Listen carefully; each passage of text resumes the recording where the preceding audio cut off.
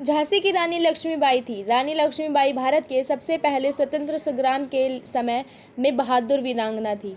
झांसी की रानी ने आखिरी दम तक अंग्रेजों के साथ लड़ाई लड़ी थी। इनकी वीरता की कहानियां आज भी प्रचलित हैं।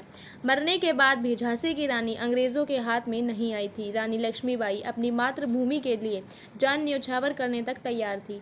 मैं अपनी झांसी नहीं दूंगी, इनका यह कथन तो बचपन से लेकर अभी तक हमारे साथ है। चलिए जानते हैं झांसी की रानी की कहानी के बारे में विस्तार से। उससे पहले अगर आप हमारे चैनल पर नए हैं तो हमारे चैनल को सब्सक्राइब ज़रूर करें। रानी लक्ष्मीबाई का असली नाम मणिकर्णिका था। बचपन में उन्हें प्यार से मनु कहकर बुलाते थे। उनका जन्म वाराणसी में 19 नवंबर 1828 मराठी परिवार में हुआ था। वह देशभक्ति, बहादुरी, सम्मान का प्रतीक है। इनके पिता मोरोपंत तांबे मराठा बाजीराव की सेवा में थे और उनकी माता एक विद्वान महिला थी। छोटी उम्र में ही रानी लक्ष्मीबाई ने अपनी माता को खो दिया था। उसके बाद उनके पिता ने उनका लालन पालन किया। बचपन से ही उनके पिता ने हाथियों और घोड़ों की सवारी और हथियारों का उपयोग करना सिखाया था। नाना साहिब और तात्या टोपे के साथ रानी लक्ष्मीबाई पली बड़ी थी।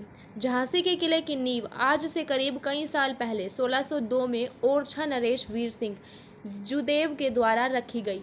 आपको बता दें कि ओरछा मध्य प्रदेश में एक कस्बा झांसी से 18 किलोमीटर की दूरी पर स्थित है। बंगरा पहाड़ी पर 15 एकड़ में फैले इस विशालकाय किले को पूरी तरह तैयार होने में 11 सालों का समय लगा और यह 1613 में बनकर तैयार हुआ। किले में 22 बुर्ज और बाहर की ओर उत्तर तथा उत्तर पश्चिम दिशा में खाई है जो दुर्ग की ओर ढाल बनकर आक्रमणकारियों को रोकती है। यही कारण है कि इस किले की पूरी संसार में इतनी चर्चा होती है। पहले झांसी ओरछा नरेश के राज्य में थी जो बाद में मराठा पेशवाओं के अधीन आई। मराठा नरेश गंगाधर राव से शादी होने के बाद मणिकर्णिका झांसी आकर उनको लक्ष्मीबाई कहा गया। इसीलिए उनके बलिदान के साथ उनकी छाप किले में हर जगह देखने को मिलती है। रानी लक्ष्मीबाई का विवाह झांसी के महाराज राजा गंगाधर राव के साथ हुआ था। विवाह के बाद मणिकर्णिका का नाम बदलकर लक्ष्मीबाई से जाना जाने लगा। फिर वह झांसी की रानी कहलाई गई।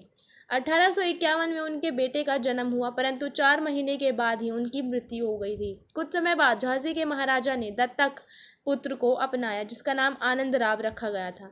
महल और मंदिर के बीच जाते समय रानी लक्ष्मीबाई घोड़े पर सवार हो जाती थी या फिर कभी कभी पालकी द्वारा भी जाती थी। सारंगी, पवन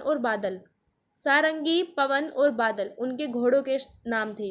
1858 में इतिहास के अनुसार यह माना गया है कि किले की तरफ भागते समय रानी लक्ष्मीबाई बादल पर सवार थी। 2 साल बाद सन 1853 में बीमारी के चलते उसके पति की मृत्यु हो गई थी। बेटा और पति की मृत्यु के बाद भी रानी लक्ष्मीबाई हिम्मत नहीं हारी। जब उनके पति की मृत्यु हुई तभी रानी लक्ष्मीबाई की उम्र केवल 25 वर्ष की थी। 25 वर्ष की उम्र में भी उन्होंने सारी जिम्मेदारियां अपने ऊपर ले ली थी। जब महाराजा गंगाधर राव की मृत्यु हो गई थी, ब्रिटिश लोगों ने कानूनी उत्तराधिकारी के रूप में उसे स्वीकार नहीं किया था। उस समय गवर्नर जनरल लॉर्ड डलहौजी एक बहुत ही शातिर इंसान था जिसकी नज़र झांसी के ऊपर थी। झांसी के ऊपर कब्जा करना चाहते थे क्योंकि उनका कोई वारिस नहीं था, परंतु झांसी की रानी इसके खिलाफ थी। वह किसी भी हाल में किला नहीं देना चाहती थी। रानी को बाहर निकालने के लिए उन्हें 60,000 वार्षिक पेंशन भी दी जाएगी।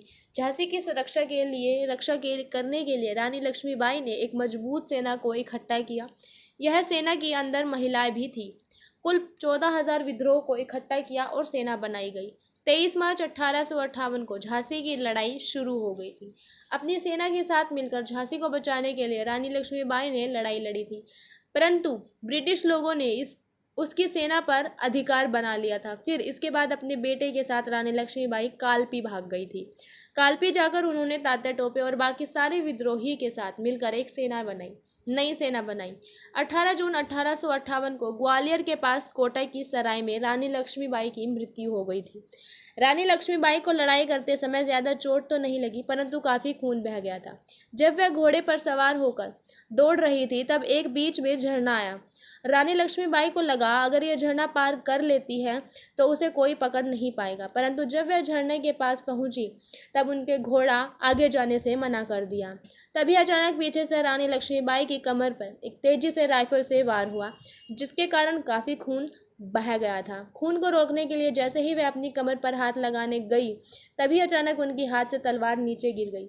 फिर वापस अचानक से एक अंग्रेजी सैनिक ने उनके सिर पर तेजी से वार किया, जिसके कारण उनका सिर फूट गया। फिर वह घोड़े पर नीचे गिर गई। कुछ समय बाद एक सैनिक रानी लक्ष्मीबाई के पास वाले मंदिर में लेकर गया। तभी थोड़ी थोड़ी उनकी सांसें चल रही थी। वह मंदिर के पुजारी को रानी लक्ष्मीबाई ने कहा, मैं अपने पुत्र दामोदर को आपके पास देखने के लिए छोड़ रही हूँ। यह बोलने के बाद उनकी सांसें बंद हो गई। फिर इनका पूरा क्रियाक्रम किया गया। ब्रिटिश जनरल ह्यूरोज ने रानी लक्ष्मीबाई की बहुत तारीफ की। उन्होंने कहा, वह बहुत चालाक और ताकतवर और भारतीय सेना में सबसे खतरनाक महिला थी।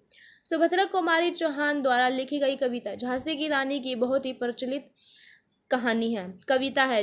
बुंदेले हर बोलो के मुंह, हमने सुनी कहानी थी, खूब लड़ी मर्दानी, वह तो झांसी वाली रानी थी। जय हिंद, जय भारत।